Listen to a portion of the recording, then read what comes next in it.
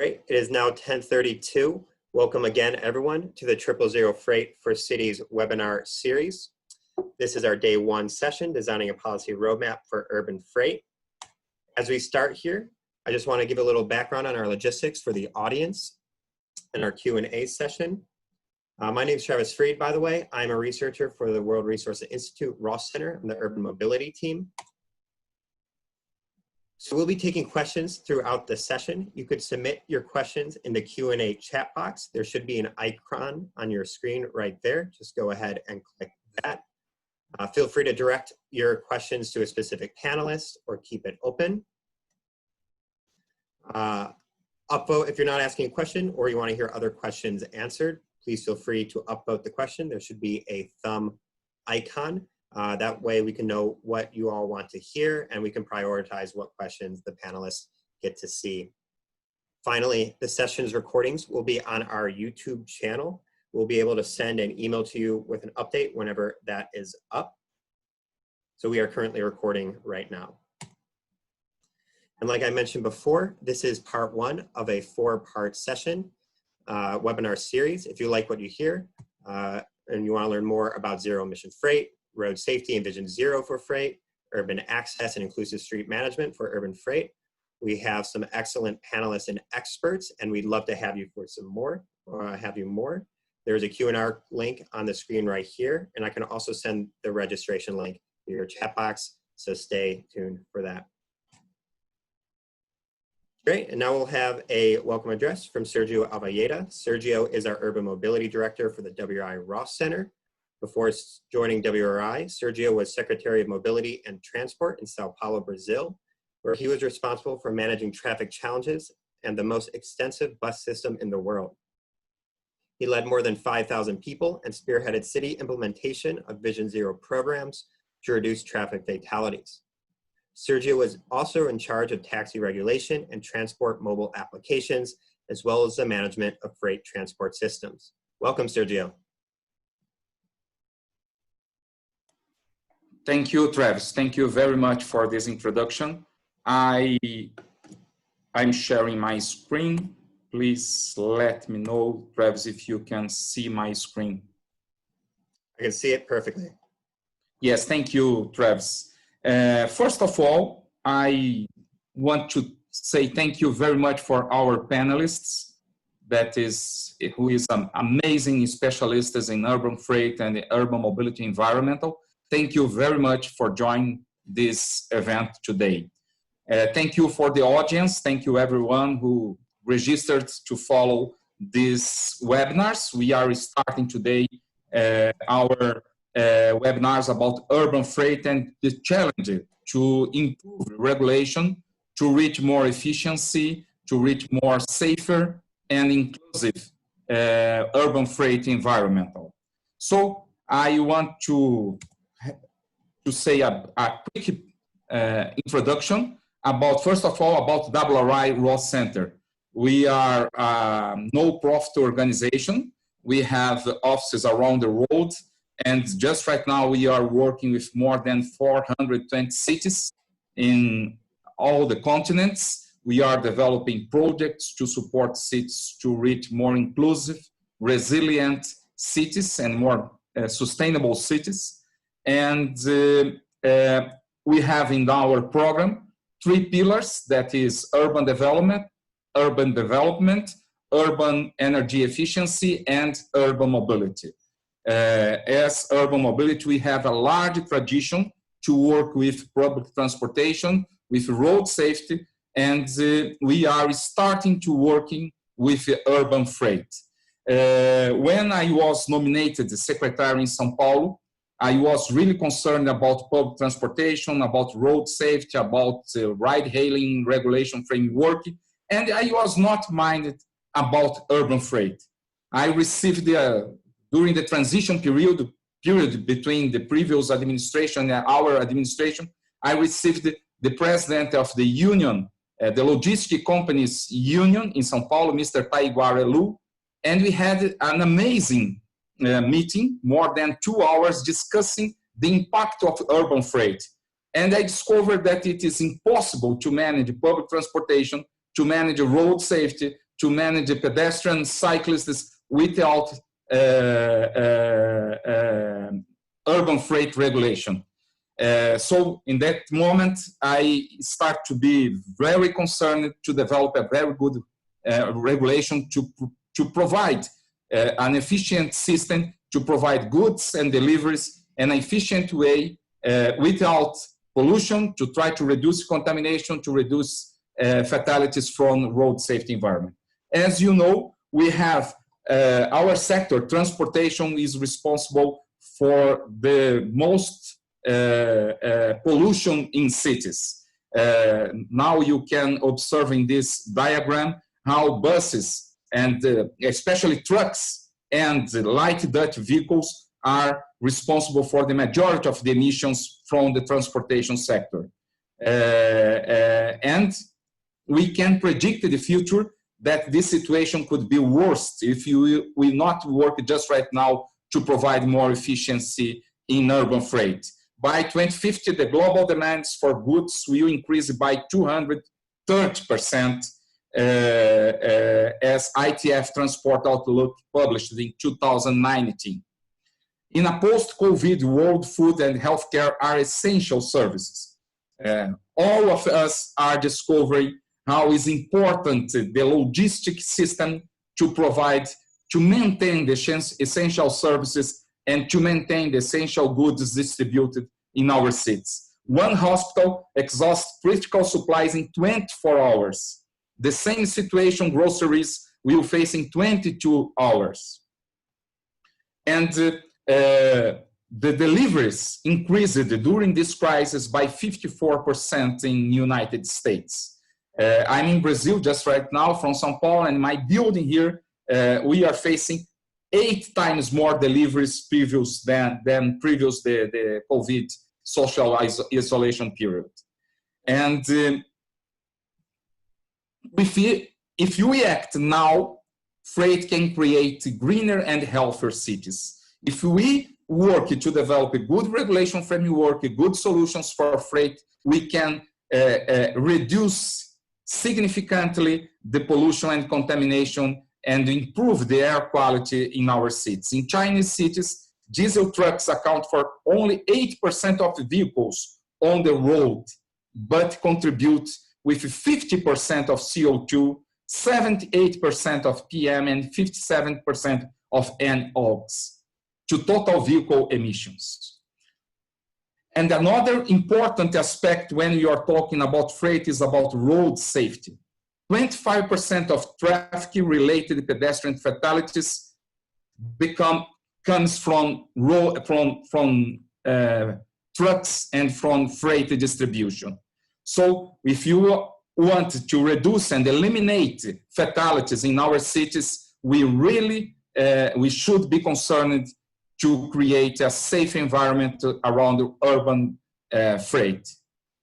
WRI, we have our 000 vision for urban mobility. It's not only for urban freight, but all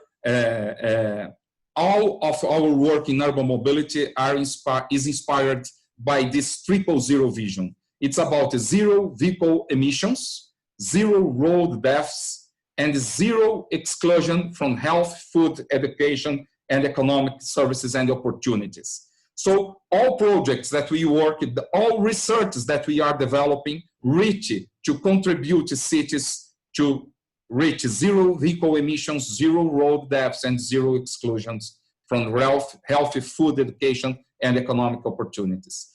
For urban freight, our strategy is designed is based on our avoid, shift, and improve vision. So we are working to provide solutions that will avoid urban freight trips and dwell times that endanger lives. At the same time, we are looking for opportunities to shift from diesel or for dirty vehicles to more sustainable urban freight modes. And at the end, to improve vehicle efficiency, urban logistics, and using technology to design better street management and supply chain operations. The low-hanging fruit is urban deliveries. innovate real-time data, has the capacity to abate up to 800 million tons of CO2 in 2050. Consolidate freight, consolidate deliveries and ships can save up to 50% in CO2 emissions. And real-time can delivering of hours reduce emissions by 57 and save 65%. When you work to redesign the time of delivery, we can contribute to reduce emissions. And also we are looking toward shared bus and delivered vehicle lanes. The public space is one of the most important aspects when you are talking about urban mobility. We are managing the space. We are deciding when and who will be allowed to use lanes, to use sidewalks, to use cycle lanes. And when we work with a smart regulation, creating restricted multi-use lanes and loading zones, we can reduce 50% in overall travel time. At the same time, you are looking opportunities to electrificate not only e-buses or cars, but also e-buses. And we are identifying that we have a great opportunity because the costs to electrificate the trucks fleet are decreasing significantly, especially in the next few years. By 2024, the lifetime cost of owning an electric truck will be lower than owning a conventional diesel truck. It's a great opportunity to have a sustainable urban freight environment. So for this workshop, for these sessions, what we hope to achieve. Today, we will try to do exactly what Mr. Taiguara did with me when I was nominated as secretary. We want to wake up cities, wake up public agencies and local decision makers to be concerned about urban freight as part of the urban mobility environment. And we will look forward we are looking forward to discuss it in the next webinars. We will have a day 2 session. It will be next week, July 14th. And in this session, we will discuss improved city capacity to achieve global zero emission standards by targeting urban freight vehicles. On July 16th, we will have our 3rd session to introduce safe systems strategies that integrate sustainable urban freight practices into broader city targets on road safety and mobility planning. At the end, our 4th day will be July 21st. We will discuss to improve city capacity to adapt to urban logistic trends and improve accessibility through inclusive street management. So thank you very much for joining this session. Thank you very much for our panelists. And please, thank you very much, Travis and Ben, to work to develop these webinars, to put it to working. Thank you very much for your efforts. It was an amazing work. Thank you very much. Over to you, Travis.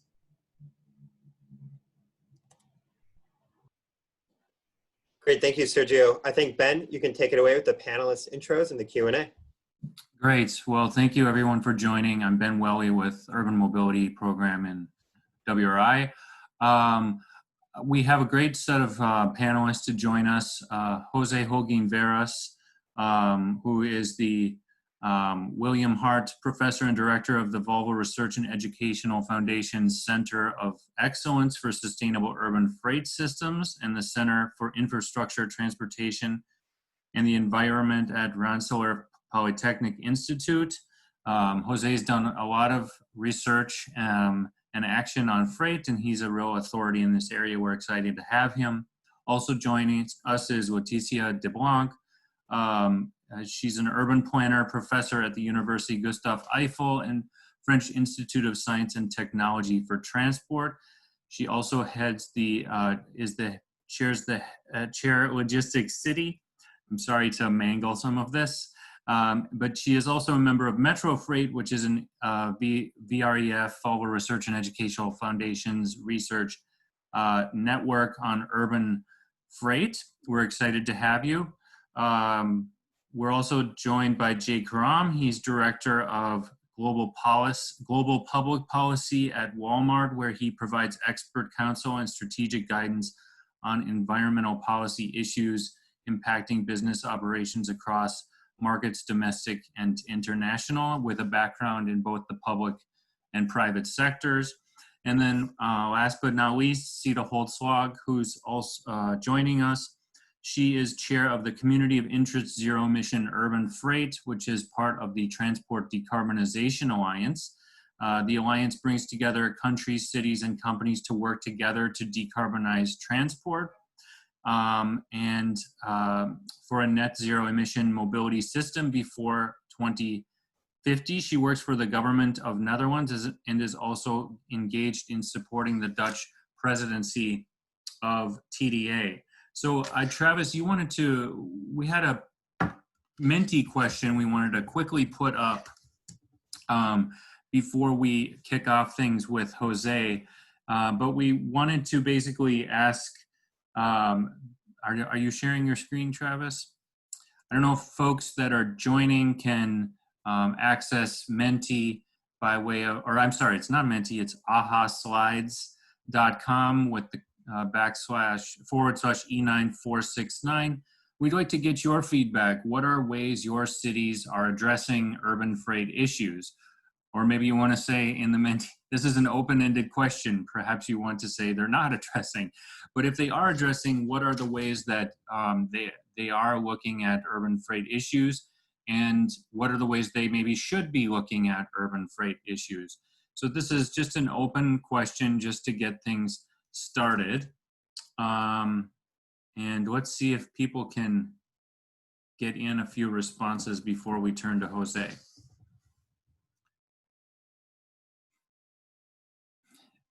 Not addressing the issue at all. Okay. Barely paying attention, universities pushing for changes. Okay, so that's limiting because they pollute. Okay.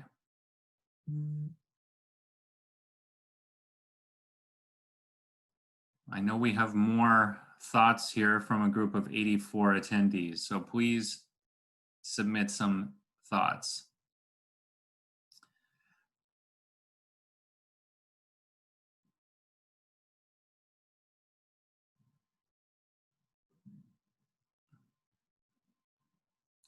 Well, I think you see, at least from the handful of ones that are showing up, that there's cities, it seems like from the audience perspective that cities are trying to figure out what to do. They don't really know. We have curb planning listed here. We're going to cover that, and curb management. Some of that we'll be covering in this webinar series.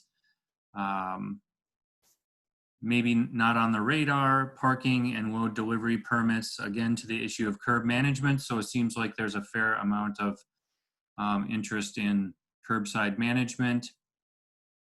Off-hour deliveries, use of electric vehicles. I think Jose might speak to some of the issues with off-hour deliveries. Good. Well, in lieu of there being, okay, here's a few more. We have more on delivery timing. How we do with stakeholder engagement. I think there's some issues there with off-hour deliveries too on stakeholder engagement and curbside management. Okay, well let's go right now to Jose. Jose, I know you've been looking at this issue a lot. You've got a lot of research and knowledge under your belt. We were wondering if you could offer some key thoughts from your research on some of the key issues that urban freight is facing and some of the key findings that you're seeing from your research. So I'll hand it to you for a brief presentation. Okay. Let me give me 1 minute just to share the screen. And yes, I want to start with basically commending WRI for taking the initiative of basically taking steps to improve the efficiency of urban freight. That was badly needed, and needless to say, I mean, the research community, we are more than glad to help you out. What I would like to start is basically to offer my thoughts about how we should approach, I mean, this goal that has been set out by WRI. And I think basically the fundamental question is, any roadmap that we produce has to address the sources of the externality, broadly understood. Externalities take place at many levels. At the higher level, you have the configuration of the land use. That is a topic, for instance, that Leticia Blanc has basically done tremendous amount of work, but also on how the land use relates to the transportation networks and systems. That is one level at which there could be tremendous sources of inefficiencies and externalities. Then we have the issues related to more choice and also the choice of vehicles, because all vehicles are not created equal. You see, believe it or not, bigger trucks are more efficient socially than the small trucks. And somehow fostering the proper choices of vehicles and modes is essential to this. Another source is basically routing, and typically the private sector takes care of this. And then we have the demand. One of the things, one of the most important findings from the off-hour delivery project was the role played by the receivers, because they are the one that creates the ordering patterns. You know? And then we have all these factors basically create the vehicle miles travel. And at the end, we have traffic dynamics, parking management, and then you have the vehicles themselves. And all of them is basically what produce pollution. Now, it's very traditionally, we have tended to focus on what? In this element here, energy efficiency, what the vehicle produces. But that's not the only factor. And in my view, in the short term, some of the most important gains could be achieved by changes in land use, changes in demand patterns, and also how we manage the curve. Just to give you an idea about this, as part of this project, we produce this integrated land use and transportation system to allow users, this is free by the way, to explore solutions to transportation problems by means of land use and transportation joint initiative. And I suggest that you take a look at that. Now, why the issue of land use is so important? What you see here is our estimates of the density of commercial activities from the economic pole of these cities outwards. You have here the economic density, establishment per square mile, and what you have here is the density of freight trips. See, this is the estimate that we produce. And as you can see, I mean, they drop sharply from the center. What that means is the largest concentration of freight trips are typically in these commercial areas at the center of cities. And that has tremendous implications for land use. That could be exemplified with this chart here. Let's say we could consider multiple ways to locate, for instance, distribution centers. But typically, if the concentration of freight trips are basically in the commercial areas, at the center of the metropolitan area, having journeys like this from a regional distribution center to the urban DC and back to this, we produce tremendous amount of externalities. And somehow, which is basically one of the topics Leticia Blanc has studied. And optimally, you would like to get something like this. Now, the issue is that these urban DCs might produce friction with local communities, but these things could be addressed and could be addressed by means of the synergies between transportation initiative and land use initiative. Because if we design systems to allow reactivity to be more compatible with local communities, we could basically foster more efficient land uses. What you see here to the left is basically the initiative that we are discussing in this report that is soon to be published by the ACHRP on freight efficient land use. The intent here, what I want to share with all of you, is our belief that somehow we need to foster integration of land use, of freight activities, because freight activity is not only a distribution center.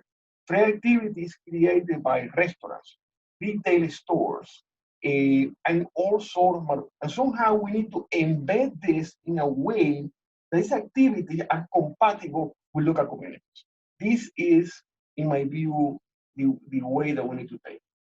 Now, it is also important to talk about demand management. Of our delivery is one instance of demand management. There are many. Just to show you the importance of this that was alluded by Sergio, is we have here same truck making deliveries in the day hours to the left, in the regular hour deliveries, and then doing off-hour deliveries, same number, same receivers. Now, what you can see here, this at night, the truck was able to get directly to the delivery area without having to conduct this 16-mile detour. And basically, that was 10%. In the day hours, the route was 10% longer than in the night hours. And these are basically the power of changes in demand. As indicated by Sergio, I mean, the reductions in emissions are tremendous, but they also are tremendous reduction in cost. This is based on the trials that we did in New York, Sao Paulo, and Bogota, Colombia. But we need to find a way to convince the receivers to actually do it. And basically, what I would like to leave with you is the thought that we need to be comprehensive. Of course, we need to push for technological improvements. We need to push for improvement in logistics. But also there are other aspects, demand management, land use, core site management, traffic management, in which basically that we should use to somehow exploit all the synergies between all these family of approaches. And with that, basically, I want to thank you for giving me the opportunity to speak. Thanks a lot.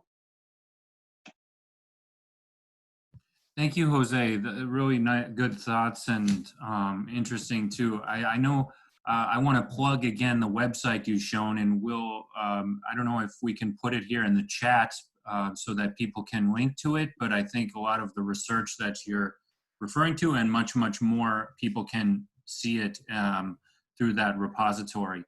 I want to turn to Leticia a little bit, and Jose mentioned land use. So much of cities has to do with land use, with transport, right? How things are organized and how cities are built. And I know you've done some work on this urban warehousing and this concept of logistics sprawl. And I wondered if you could talk a little bit about this trend and what people should know about it, and some thoughts on what actions could be taken to address it. So I'll hand it to you. Thanks, Ben. And thanks, Sergio and Travis, for that great series.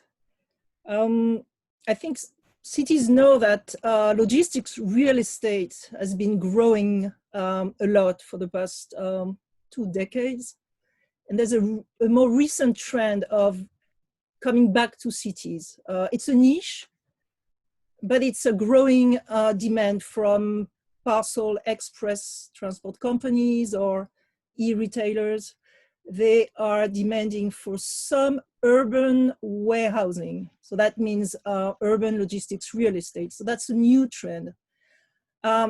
It's a tiny minority of everything that's built for logistics around cities. In Paris, we have 1,000 warehouses and distribution centers in the region, right? And with a trend of logistics sprawl, meaning these big warehouses are further and further away from the city center. But there are about 20, 25 new urban warehouses, and I'm talking about warehouses that are right into the center of the region. So they are in the city of Paris. So that's a new trend. And because building a warehouse in a city is very complicated. I mean, you don't find the space, you don't find the land, you don't find the right regulations. The regulations are very difficult to get the building permits. Then they become very innovative. So you see very specific formats now. Among these 20 warehouses in the city of Paris I'm talking about, many of them are multi-story, many of them are underground, many of them are multi-users. That's called a logistics hotel because you have different types of users, right? Not only logistics, but you share with retail or offices or sports facilities in the same building. So very innovative, programs, and actually also innovative architecture. Sometimes you do have an architect, a famous architect that makes these new urban warehouses. Some of them have urban farms on top of them. So what you see from the street side is an urban farm, but what's inside can be a multimodal facility and a warehouse underground. So really quite innovative. And what cities have been doing to do that also is providing areas that are losing grounds in cities, such as gas stations. Gas stations have been disappearing from big city centers. Underground car parks have been also reduced in numbers. So investing in these new logistics facilities takes advantage of these facilities that are disappearing from cities, I would say. And some cities also take this new trend into account. It's a private market trend, right? But some cities want to promote that trend because they think, as Jose showed us, they think it's a good trend to consolidate freight flows and to facilitate the use of electric delivery vehicles, for example, because you're closer to the final destination. So you can use an electric vehicle or you can use a cargo bike, right, to do the final miles. So some cities think that's a good trend, even though, as Jose said, an urban warehouse can be, difficult to accommodate because of the people living there. But some cities are trying to accommodate that in their zoning ordinances. So there's a sort of new innovation in urban planning and zoning to accommodate and organize these new urban warehouses. So I think that's an interesting thing. These warehouses are very little automated. It's very difficult to automate them, of course, because they are very specific formats. They are very different from one another, so it's difficult to standardize and then to buy automation, which can be an expensive investment. But some of them are being automated. So there are some companies that provide automation for urban warehouses. So there's a sort of new ecosystem of logistics services and new logistics tools around these new facilities, I would say. Thank you, Leticia. That's interesting. I think we often think about zoning and urban planning, about housing and the freight and supply side of things. And I think it's a great point about how zoning and other things can be considering logistics more. I want to turn to the vehicles side of this, or the fleets, and ask Sita Holtzlog to comment. Sita, you're working on greening freight from Transport Decarbonization Alliance and the ACT pillar for greening freight. I wonder if you wanted to speak about some of your work in this area and some key points that the audience should know about where electrification is going, or greening in general. And I will note too, we're going to cover this more in a future call, but go ahead, Sita. Thank you. Great, thank you. Thank you so much. Can you hear me? Yes, yep. We can. Okay. I had a couple of slides. I don't know if you want me to put them up, or I'm also happy to say next slide if that's easier. Or Either way. yeah, okay. So maybe just to because I think the vehicles part of it is very important, but just to echo actually what Jose said, is that kind of the logistics part of it and the efficiency part of it is also very important. So going back to the introduction, and I think Sergio said it, and I think we can't say it enough, and also looking at the input we got from the kind of the screen that we had, a lot of cities aren't really thinking about freight yet. It's not really on the radar, and I think, yeah, thank you. So this slide really shows, this is an example of Rotterdam, that only a small portion of the vehicles are really responsible for a large chunk of the emissions. So really thinking of freight as part of your city planning, I think is already great that we're having this webinar series and that WRI is organizing this, because we can't stress that enough. And if you go to the next slide, you can see that this is kind of the reason why this community of interest started working on freight specifically, because of the large chunk of the emissions and the relatively small amount of vehicles that are causing those emissions. And then I can only echo what Jose said, that it's a systemic approach that we need. So it's different stakeholders, it's different infrastructure, it's a different way of thinking, because you're not dealing with individual people with their transport needs, but you're dealing with companies that are a bit more rational usually in their choices. And I think the biggest thing, or the biggest takeaway from this series, I hope, will be that it's important to set targets as a city. Like, where do you want to go with freight? And don't be afraid to set these targets and set ambition targets for freight, because I think the market is starting to get there. So if you look at the next slide, you can see that this is what we're, I would say, aiming for. So echoing what Jose said, reduce the freight traffic. So it's not just about replacing all the vehicles that are in the city with electric vehicles. I think it's important to reduce reduce the traffic that is there and increase the efficiency. And especially if we look at the trends that are coming up with COVID, we see that there's, freight is actually maybe increasing in the urban areas due to kind of the internet sales and online purchases. And it's important to see which movements in the city can be organized differently. And what has also been said before with the hubs, where you say, look, some of the movements in the cities are only for 1 or 2 drops. And it's important to see how can you consolidate those 1 or 2 drops outside the city and then go into the city with a specific vehicle. And that brings us to kind of the step 2 with choose the right vehicle for the freight movement, I would say. And then the third one, and I know that's the one you wanted me to elaborate a bit on, is the transition to the vehicles themselves. So if you go to the next slide, you can see that, yeah, then the next one I think should show you. Oh no, that's the one.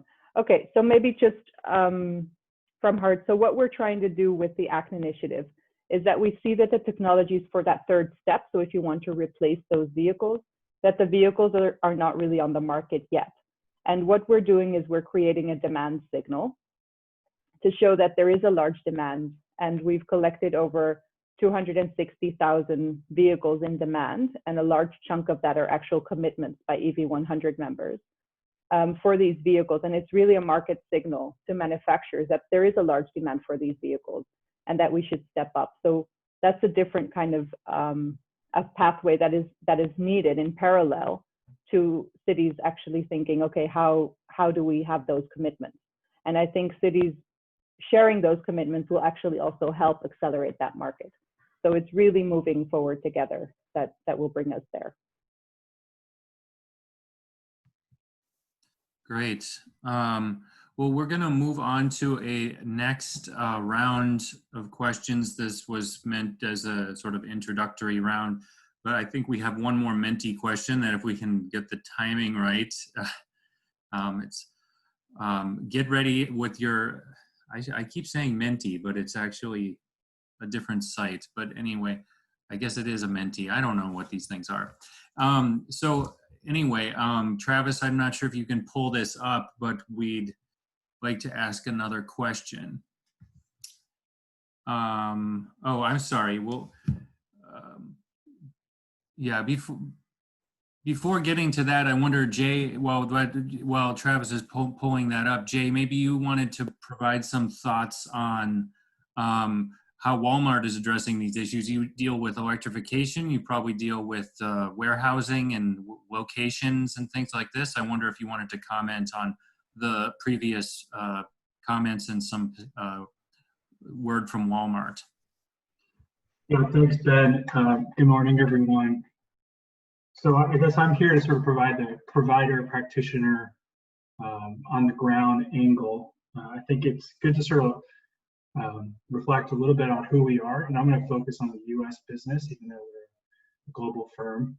Talk a little bit about how the focus of our fleet operations, driving motivators, and then how that relates to our environmental impact considerations tied to the fleet. And then start a little bit about how we're thinking about electrification, both in terms of the opportunity and then some of the barriers that we're anticipating or seeing that we hope can be addressed in the near future. A little bit on us as a company, and almost everyone should be familiar with Walmart, but we're the largest employer, private employer in the country. We have over 1.5 million employees working over 5,000 stores, 3,500 super centers, 600 Sam's Clubs, 1,000 neighborhood markets. As a retailer, you know, that model, in order to meet the demand, we have to have a strong model based in efficiency and just-in-time delivery. Our super centers don't have back of stores, so everything you see on the shelf is really straight from the truck. So that, you know, in order to meet that type of business model, we need to enable a massive logistics and transportation operation. So a little bit about what our fleet looks like. We have approximately 9,000 drivers, 6,500 tractors, over 67,000 long-haul trailers, including refrigerated trailers, 200 plus distribution centers nationwide, 900 yard trucks, and our drivers average over 100,000 miles per year.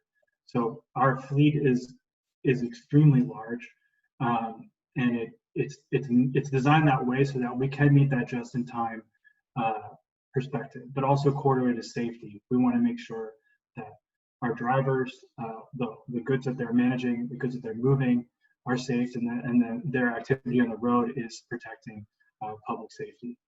The way we think about how that ties to our environmental aspirations is, you know, driving principle for us for fleet sustainability is a doubling fleet efficiency. So how can we ensure that our operation is going to, on a per goods per mile basis, be optimized? Since 2007, we've delivered over 830 million more cases while driving 300 million fewer miles. That's an improvement of nearly 85% over our 2005 baseline. So it's really about how many items we can pack into the truck to and from, so on a backhaul as well, trailer optimization. We don't have a hub and spoke model. Our trailers start in one place, but they can be in a wholly different region by the end of the week. So it's really, how do we make sure that the trailer is utilized as efficiently as possible? And, you know, this is about, because a lot of the technology on electrification isn't quite there yet, as we've discussed. We also think about safety and workforce. It's important to think about the experience of the drivers, making sure they're safe and they can efficiently move goods. We have to abide by federal hours restrictions and service requirements, but we're also using drivers to sort of think about idling and investing in making sure our vehicles are aerodynamic, and investing in technologies to address critical air pollutants as well. And we think about the activity, where we're operating. Really, our main activity hubs are interstates, long-haul travel. We're mostly based in exurban, suburban areas, which allows for greater ease in managing goods movement. So we have to, when we think about the urban experience, we're sort of in that outer ring that Jose alluded to. And so our trucks are not really entering cities, but we are that sort of big piece. And so as a company, we recognize electrification and we're really excited about the potential for vehicle electrification. But it's important to remember that the Class 8 vehicles, which dominate our fleet, the technology is just not there in terms of meeting our demand for carrying the loads that we have to do over the periods and distances that we travel. But in the term, we're doing the best we can to sort of get to that point. Currently testing with yard trucks. We think alternative fuels offers a bridge path to electrification. We're aggressively using hydrogen fuel cells in our distribution centers. And we're excited about new models like the Tesla model coming out and the opportunities in electrification. In terms of the barriers, I'll just point to two, and I know we'll get to this more, but critically, technology, batteries are available at scale, at cost, and are manageable and can handle our duty cycle and our duty weights. And then charging infrastructure, both the charger type and power, the siting location, and standardization across charging markets. But we could talk more about sort of the challenges that we're facing in electrification. Great, thank you, Jay. It's a lot to think about, a lot of responsibilities there. So much going on. So we have some answers to our question. What we were looking at is what obstacles does your city face when attempting to implement urban freight solutions? And I'll ask, actually I'm gonna turn to Sita to provide some comments from her perspective on some of the obstacles that cities are facing. But what we're seeing here just from some are there's of course, dynamics within freight companies of the status quo, insufficient infrastructure to implement solutions, government maybe not being as interested, either whether it be local up to national, finding investments to make into new vehicles, leadership, so we see the politics of it is there. And then another on lack of holistic approach. But Sita, why don't you go ahead and comment from your perspective on some of these obstacles we're seeing. Yeah, great, thank you. If in the meantime you can put the slide up to number 7, that would be great. I think it kind of explains a bit of that. So I think what is being collected is really getting to the core of this. So what you see is that, especially for urban freight, there's kind of this ownership issue where national governments kind of say, it's a city thing because it's about urban areas. Cities say, it's a company thing because it's about freight. And companies say, well, it's a national government thing or it's a government thing because it has to do with, climate and health, essentially in a way to clean up the freight. So there is this really, really difficult complexity when it comes to urban freight. That said, we are seeing front runners around the world kind of getting up to that ownership of issue and tackling that. So especially if you look, what I very much admire about the North American, especially kind of California areas, is the emphasis on the health. So the amount of deaths that pollution causes in urban areas and the amount of pollutions that freight causes is a one-on-one link. And I think this has only gotten more urgent with the current pandemic and the link that has actually been shown between air pollution and the amount of corona deaths or COVID deaths. So that's something I think it's important to find the right framing, I would say, to the politicians or the cities to frame that messaging in there. And then I think what we do within the Transport Decarbonization Alliance, and maybe that's a bit of a bubble that we live in sometimes, is that it's already the front runners coming together to tackle these issues. So it's countries, cities, and companies coming together and really seeing, okay, we see that this is happening. We all have a common goal. How are we going to overcome this? I think that's already kind of being ahead of the game in a way.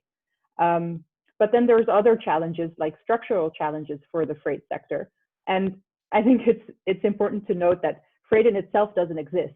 Like it's something that happens because there's someone somewhere asking for a good or a service, and then there's someone somewhere else bringing that service or good to that person or that company. So the value of the act itself is sometimes a bit difficult. And that's where you see kind of the low margins in the fragmented sector. And that makes it a bit more complex sometimes to deal with. And one of the comments made was that there's no interest, for example, from companies. I think there is sometimes interest within some of the companies, but it's finding the right piece of the chain to start with, because sometimes maybe it's not the fleet owners, but it's the fleet operators. So it's finding the right person in that chain that has this common goal, and then uniting kind of the front runners, I would say, is one way to tackle this. And then the last one, I think it was also mentioned, is the lack of solutions there yet. There are, for many, especially urban applications, there are already some solutions on the market, but they definitely have to be scaled up.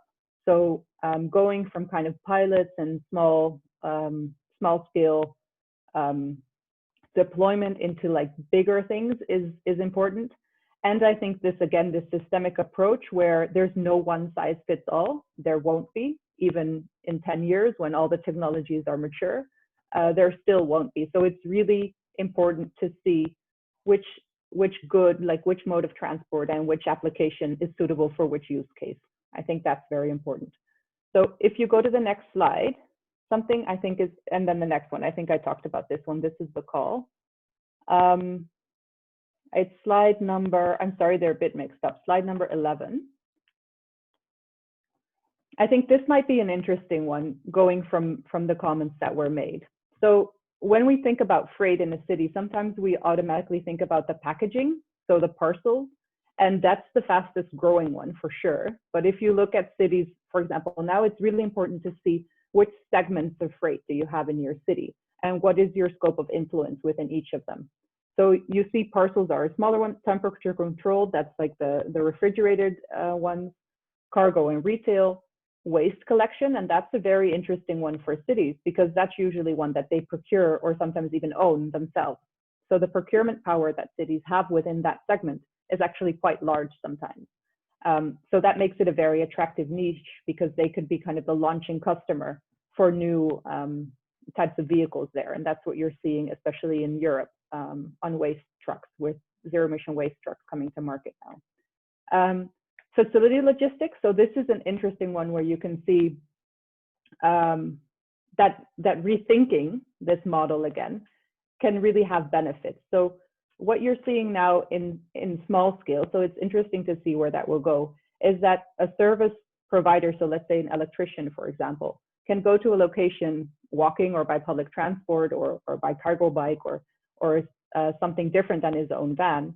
And then a small electric van or even a cargo bike can actually bring the materials that he needs to have that service and to provide that service to that location. So it's rethinking the way freight, both services and goods, can be managed in a city and really facilitating that. And again, a city is often not really aware of how many services they actually contract themselves. So the procurement power of a city as a launching customer for this is, again, quite interesting to explore. And construction, the same. That's a big chunk. Like that's a huge chunk, and that's a difficult chunk in a way because these vehicles are very specialized. But it's a small group of stakeholders usually, and having conversations with them and setting out, kind of laying out what the plans are of the city, what the ambitions are, might surprise people of the level of ambition or the ambition the construction companies have to greenify their transport and make it more efficient as part of their contracts. So maybe that's a start. And then maybe the next slide just shows, sorry, that's slide number 12. We can include that. But I know I'm saying a lot of examples, and I just want to say that we do have a white paper that explains kind of these major challenges that we collected from both countries, cities, and companies, and then a methodology of change. And there's almost about 60 examples in that paper that might be useful, just as inspiration of things that are possible already around the world. Yeah. Great thoughts from you, Sita. I want to turn to Jose to get back to this issue of off-hour deliveries. It's come up at the beginning of our session, people mentioning it, and you've done some research into it. You were showing the graphic from New York City showing some of the benefits. in terms of less emissions, less road safety issues, congestion. But what's preventing cities from adopting more of this policy, and what are the sort of the triggers, or what are the levers for a better policy to be put in place? I wonder if you could offer some thoughts on that.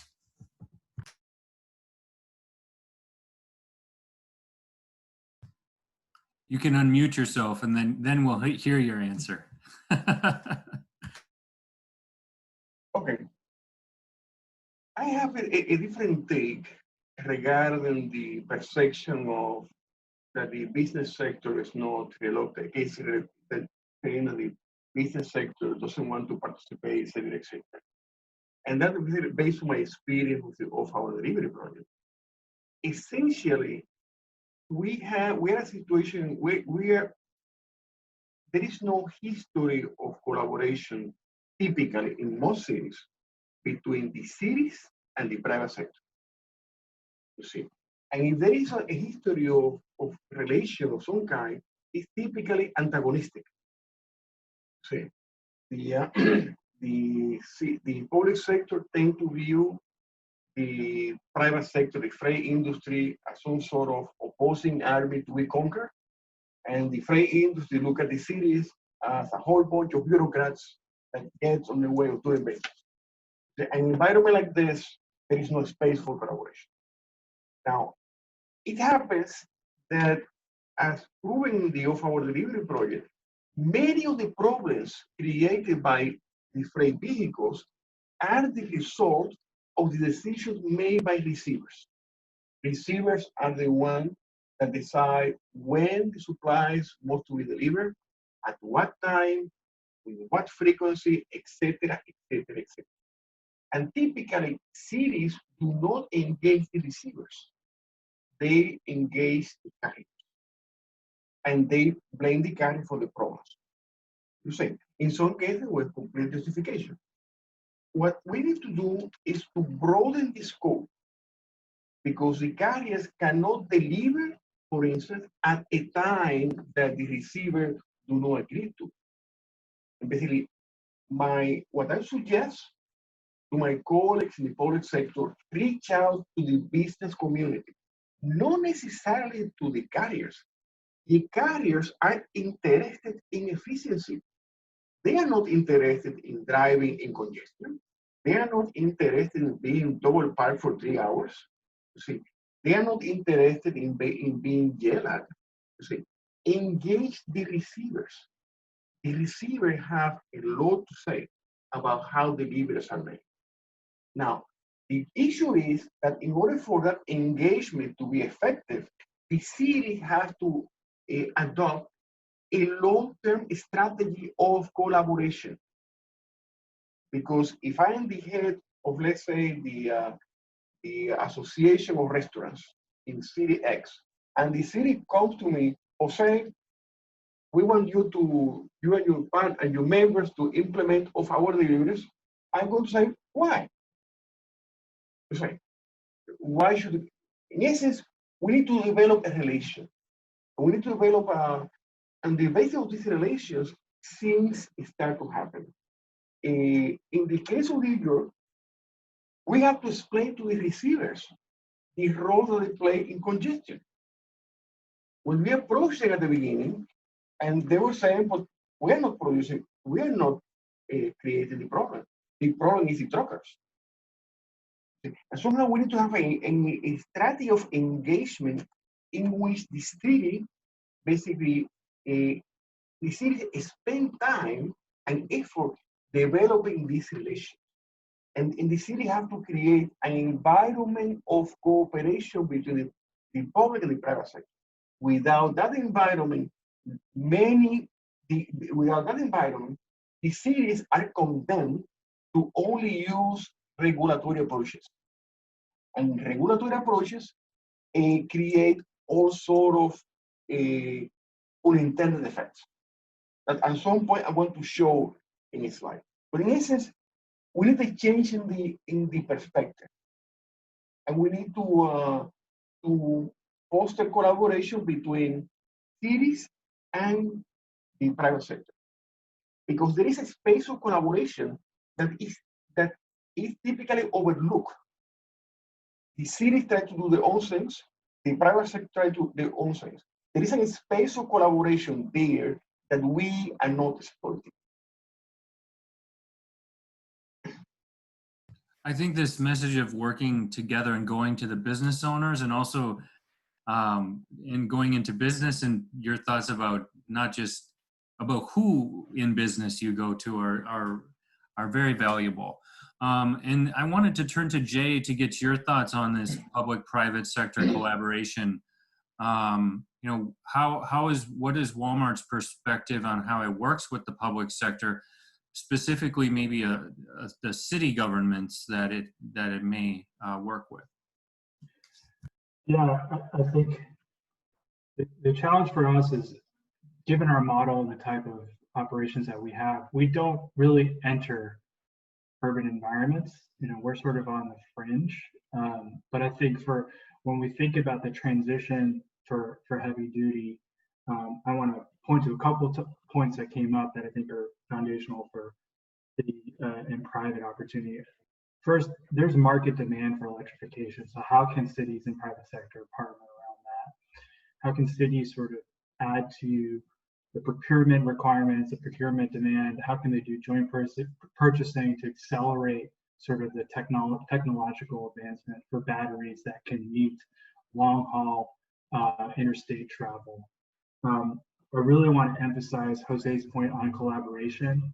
I think what we're seeing, I'll point to the recent discussions in California regarding the zero emissions rule, which is a very exciting rule. But if you look at the modeling tied to CARB's emissions rule, they're modeling 80 kilowatt chargers to meet the needs for long haul trucks, heavy duty trucks, Class 8 trucks. We need at least 150 kilowatt chargers, if not 350 kilowatt chargers, to meet both the timing, because we want to get those trucks moving as fast as possible, and the speed. And so when you look at those modeling, you want to make sure that you're actually appropriately costing out and assuming and looking at that. And I think that's reflective of, we need that pre-policy collaboration environment. We need to have utilities, we need to have business, we need to have manufacturers, technology providers, really thinking through what the infrastructure looks like, where it's sited, where is the substation going to look for, what is the transmission and distribution needs going to be, how's that going to impact local communities. These are important considerations as we build this out. And I think lastly, in sort of siting and land use issues, where I think permitting and zoning and last mile, how do we accelerate, make ready solutions, getting sort of the infrastructure just as quickly as possible to a distribution center or wherever it's going to be, because that's going to be critical to making sure that our operations can get the charging moving as fast as possible. Good thoughts. I wanted to turn the discussion a bit to the pressing issue of our day right now, which is COVID-19 and how it's impacting urban freight. There actually also have been some questions from the audience about the increased home deliveries and whether that's increasing carbon emissions. I think we've seen that accelerate a little bit more now with COVID and people getting in even more home deliveries, but that was a trend that was happening before. So there's that question. I wanted to turn to Leticia. You know, I don't want to specifically ask that question, but in general, what is sort of the trends of happening, and how are cities adopting different urban freight practices to address these new either challenges or trends from COVID-19? Well, yes, thanks. It was a major disruption, especially in the way establishments and people were getting their goods and the types of goods, and overall the demand also globally decreased in big cities as people left and tourists were not there. So completely different situation from day one to day two. And so it was interesting to follow what happened in terms of urban freight. So we did a daily survey with a panel of companies. So quite interesting things happening. But overall, municipalities helped accommodate the new urban freight situation. But overall, urban freight took care of himself. I think the industry just found ways of changing clients, sourcing, organizations. Pickup points were closed in shops, for example. So they turned back to delivering homes, which was a sort of back to the past, because home deliveries were something that was reducing in numbers, in proportion in cities in Europe. But pickup points were closed, so they had to go back to home deliveries and set up new sanitary processes. All this was done. But municipalities, I think they helped a lot. First, they relaxed some rules. Delivery time windows, for example, were forgotten, and even the regulation was changed during the lockdown. So that will make Jose happy, because I think it will be something that we will keep. Larger delivery windows. So it's good for off-hour deliveries, I think, in the future. Some trends were not as good. For example, relaxing some low-emission zone plans. Many cities just postponed the implementation of stricter low-emission zone, especially for trucks and vans. So maybe we have to be careful that we don't let this happen too much, and we shouldn't postpone too much the implementation of low emission zones, because they're very important to change the freight industry, I think. Another interesting thing that municipalities did was to set up web platforms, because they tried to connect all the local shops that still wanted to deliver. They were closed, but they could still make home deliveries, but they didn't know how. There's, independent shop owners or local brands that didn't know how to deliver. So the municipalities set up platforms to connect the local shops with delivery services, including innovative delivery services with great cargo bikes or great environmental organizations. So very interesting things that were set up, platforms and connections, connecting the stakeholders. And I think this is lasting, this is still on. And municipalities are increasingly involved in helping set up, all the local farming and local sourcing for getting the food in cities or urban farms. And there's a logistics side of that. So the cities are sort of helping the logistics industry and the new sort of food retail industry connect and make more deliveries. I think what the outcome of the lockdown and the COVID crisis, the most important outcome is also that cities and the freight industry started to talk more. And we just talked about that just before, but I think the COVID crisis accelerated the connections and the talking and the collaboration between the freight industry and the municipalities. So for example, after the lockdown in many European cities, you just saw the implementation of a lot of new bicycle lanes. And we call that in France the Corona lanes. So it's a sort of new name for these bicycle lanes that are very different from the ones we had before. They're much larger and they accommodate many more types of vehicles, including the cargo bikes. So a very different set of design for the Corona lanes, right? And because they were talking during the crisis with the freight industry, they did not forget the delivery activities on these new Corona lanes. They did not forget to design them for cargo bikes or for vans, actually. So there was this discussion with the delivery sector. So I think this crisis at that point just helped accelerate some discussion between the stakeholders. And one last thing about these discussions that I was happily surprised about was, for example, the issue of the gig workers working for all the on-demand platforms such as Uber Eats or Deliveroo in Europe. They became much more visible because of the crisis. They were the sort of COVID heroes, right? Like nurses or other working people during the lockdowns.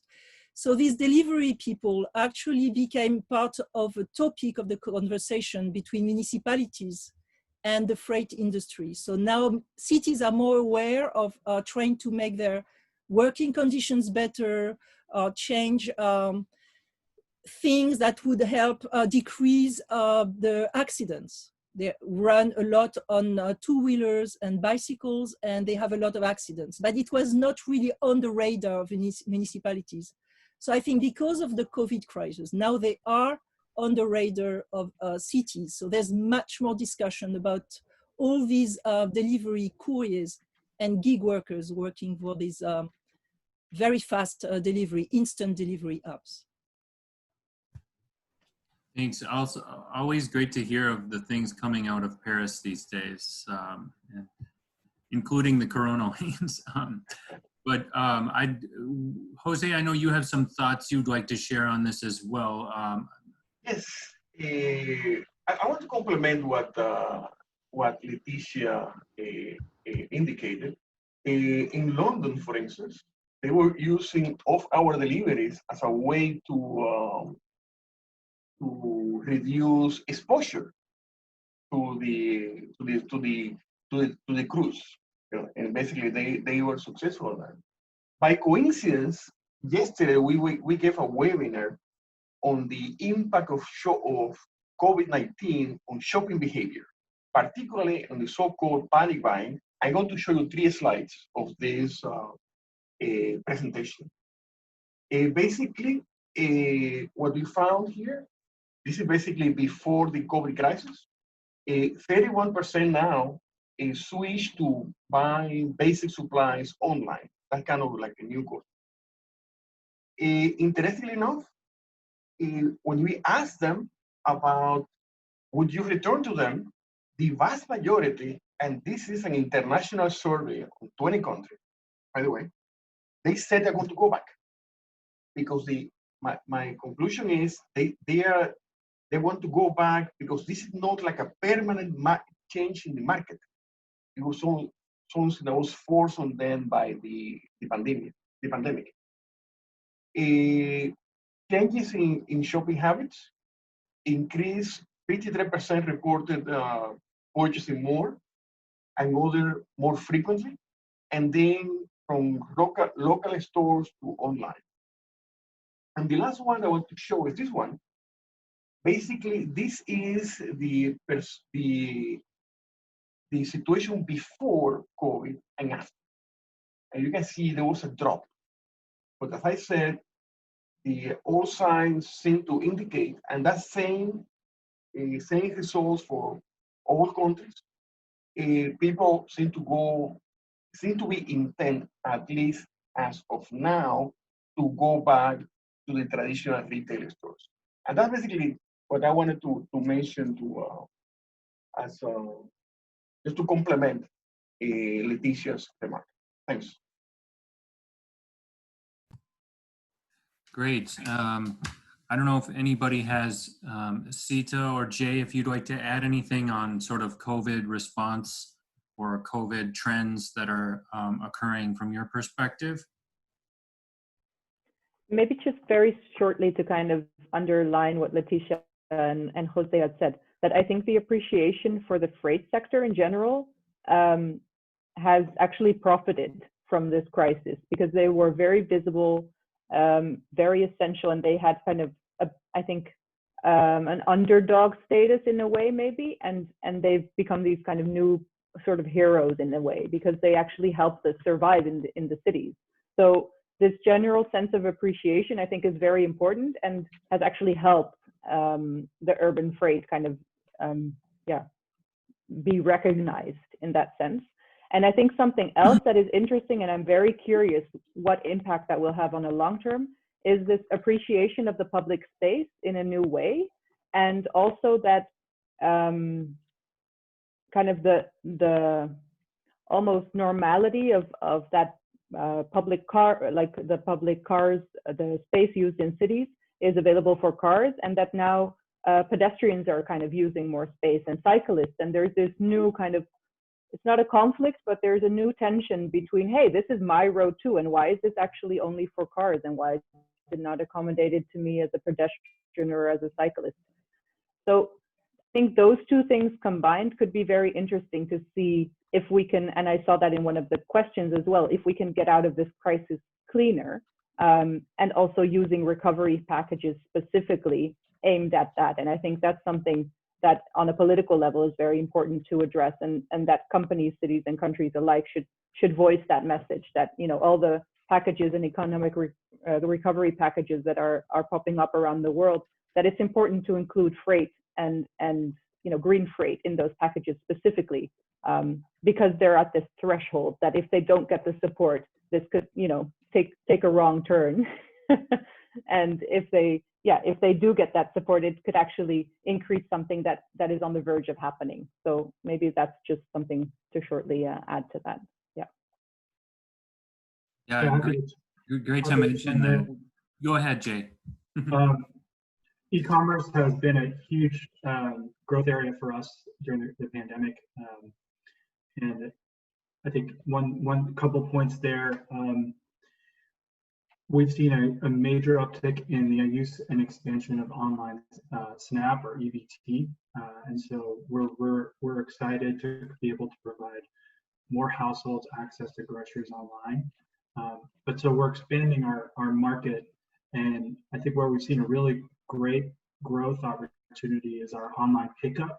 So as opposed to delivery to a door, we're encouraging folks to come to our stores. We have over 31 home locations with deliveries from 1,600 stores where households can come and pick up their groceries.